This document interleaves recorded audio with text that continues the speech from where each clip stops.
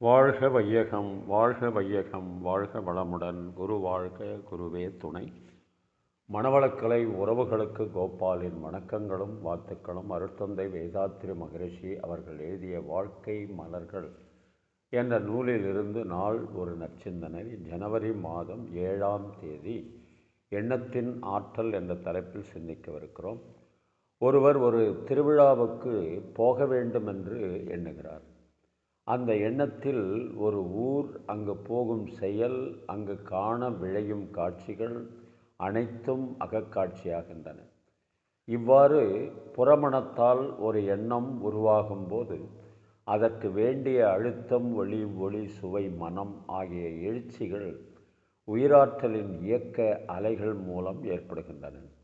உயிராற்றலை மூளையின் சிற்றறைகளில் எத்தனை கோடி இணைந்து அழுத்தம், ஒளி, சுவை, மனம் இவையாக மாற்ற முடியுமோ அத்தனையும் இணைந்து இயங்கியே ஒரு எண்ணத்தில் அக்காட்சி உருவாகின்றது.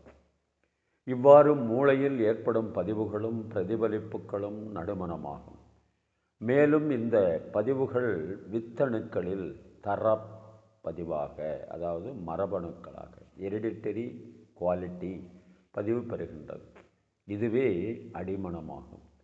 இந்த இயக்கத்தின் தொடராக உடலின் உயிராற்றல் அதிர்வு அலை இயக்கம் வேறுபட்டு உடல் முழுவதும் உள்ள அணு அடுக்குகளில் பதிவுகள் உண்டாகின்றன.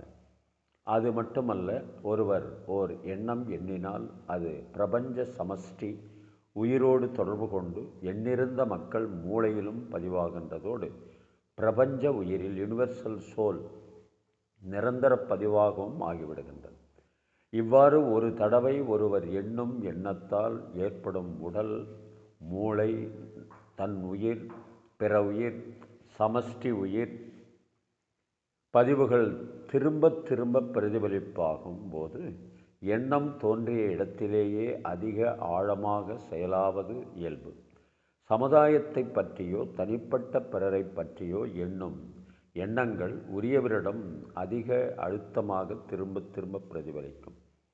பல தடவை திருவிழாவிற்கு போக வேண்டும் என்று எண்ணம் பிரதிபலிக்கும் போது எண்ணத்திற்கு செயலாற்ற வல்ல போதிய வலுவு ஏற்பட்டுவிடும். இந்த எண்ணத்தால் ஏற்பட்ட உயிராற்றல் விரைவு அதிர்வு அலைகள் உடல் கருவிகளையெல்லாம் ஊக்கி எண்ணத்தை செயலாற்ற தயார் நிலையை ஏற்படுத்திவிடும்.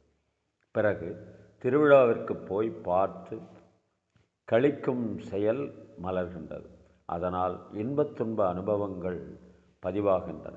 இவ்வாறு செயலாக பதிந்த எண்ணமும் செயலும் தேவையாக, பழக்கமாக, சூழ்நிலை கவர்ச்சியாக மாறி அடிக்கடி மனிதனை செயல்படுத்துகின்றன.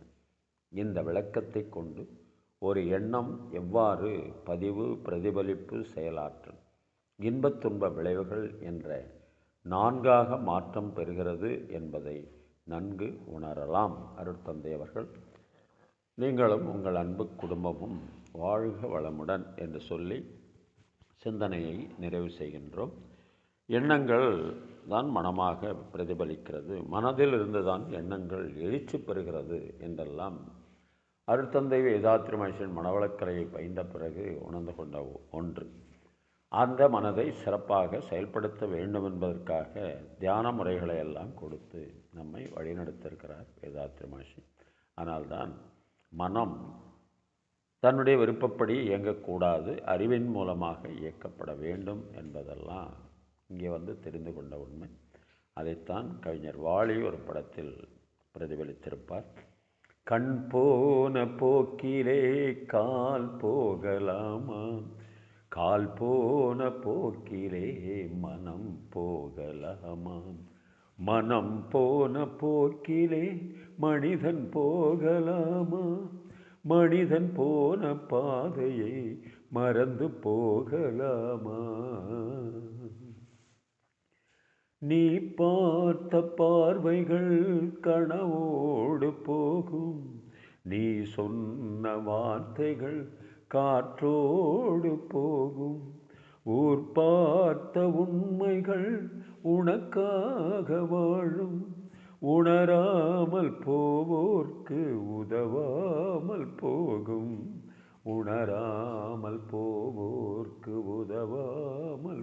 போகும். திருந்தாத உள்ளங்கள் இருந்தென்ன லாபம், வருந்தாத உருவங்கள் பிறந்தென்ன லாபம். இருந்தாலும் மறைந்தாலும் பேர் சொல்ல வேண்டும், இவர் போல யார் என்று ஊர் சொல்ல வேண்டும், இவர் போல யார் என்று ஊர் சொல்ல வேண்டும். வாழ்க வளமுடன். மீண்டும் நாளை சந்திப்போம்.